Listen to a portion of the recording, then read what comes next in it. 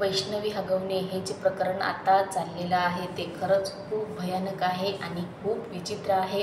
सर्व आईवडिलांना एकच कळकळीची विनंती की जर तुमच्या मुलींना तिच्या सासरी शारीरिक आणि मानसिक छळ होत असेल तर तिला लवकरात लवकर स्वतःच्या घरी आणा किंवा तिला प्रत्येक वेळी हे आश्वासन द्या की तुला आमच्या घरची दारं म्हणजे तुझ्या माहेरची दारं तुला नेहमी उघडी आहेत. तुला कधीही वाटत असेल की यावं माहेरी आणि राहावं तर तू कधीही येऊ शकतेस. याचा तुम्ही तुमच्या मुलींना विश्वास द्या. कारण सासरी जो होणारा तिचा छळ आहे तो कुठेतरी थांबवणं खूप गरजेचं आहे. हां, छोट्या मोठ्या कुरबुरी होत असतात त्या सोडून द्या. पण हे असे जे मोठे मोठे त्रास आहेत, जे मारहाण आहे किंवा शारीरिक त्रास आहे तो सहन करणं जे एका मुलीचं कर्तव्यच नाही आहे. बिलकुल तिने तो त्रास सहन नाही करायला पाहिजे. तर आई-वडिलांना खरंच एक विनंती आहे की प्लीज हे असं जर काही होत असेल तुमच्या मुलीसोबत तर ह्या लोकांच्या लज्जेपायी तुमच्या मुलीचं आयुष्य धोक्यात घालू नका. हे जे वैष्णवीचे आई-वडील आहेत त्यांनी तीच चूक केलेली आहे. वैष्णवीला जेव्हा सुरुवातीला गर्भधारणा झाली होती तेव्हाच तिने विषसुद्धा घेण्याचा प्रयत्न केला होता आणि तेव्हाही तिचे आईवडील दवाखान्यामध्ये 4 दिवस होते.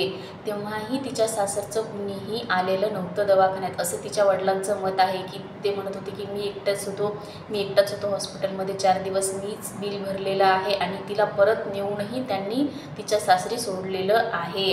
आणि परत तिला तिची सासू, नणंद आणि नवरा, दीर जे काही आहेत त्यांनी सर्वांनी घरी तिला आणलेलं होतं आणि वैष्णवीच्या आईवडिलांनी त्यांचे सर्वांचे हातपाय पकडलेले आहेत. तिच्या नंदेचे सुद्धा हातपाय पकडलेले आहेत तिच्या वडिलांनी आणि तिच्या आईंनी.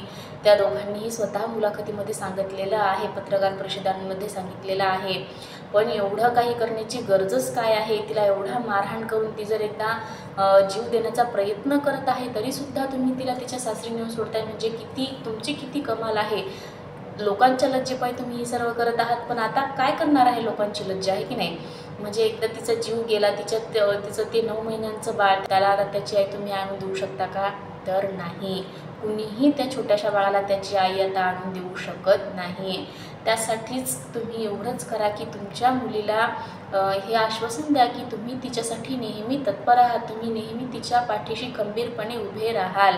तुम्ही जर हे तिला आश्वासन दिलं असतं आणि सुरुवातीला जेव्हा तिने जीव देण्याचा प्रयत्न केला तेव्हाच तिला तुमच्याकडे ठेवून घेतलं असतं तर आज त्या 9 महिन्याच्या बाळाची आई जिवंत असती आणि ती आई त्या बाळाजवळ असती आज सुखरूप. लोक काय 4 दिवस बोलतात की तुमची घरी आहे, तुमची मुलगी नांदत नाही आहे का, घरी आहे का, नंतर सर्व विसरून जातात, कुणीही काहीही बोलत नाही. पण ह्या 4 दिवसांच्या बोलण्यासाठी तुम्ही तुमच्या मुलीचं आयुष्यपणाला का लावताय?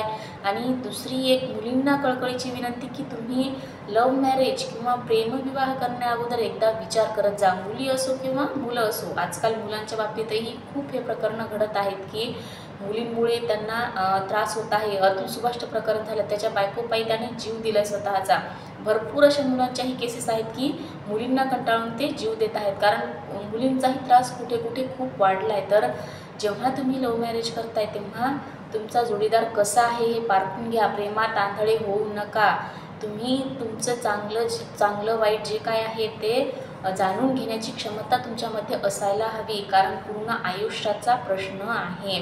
तुमच्यासोबतच तुमच्या कुटुंबाचं जे आहे ते पण आयुष्यपणाला लागलेलं असतं आणि बाकी सर्व नात्यांना दुसरी नाती मिळतात, दुसरा पर्याय असतो. पण आईवडिलांना तिचं लेकरू आणि लेकराला तिचे आईवडील मिळत नाहीत. त्यामुळे प्लीज सावधानता बाळगा आणि स्वतःसोबत एवढी मोठी रिस्क घेऊ नका. जर तुम्हाला वाटत असेल की इथे मी सुरक्षित नाही आहे तर ती जागा लगेच सोडून द्या.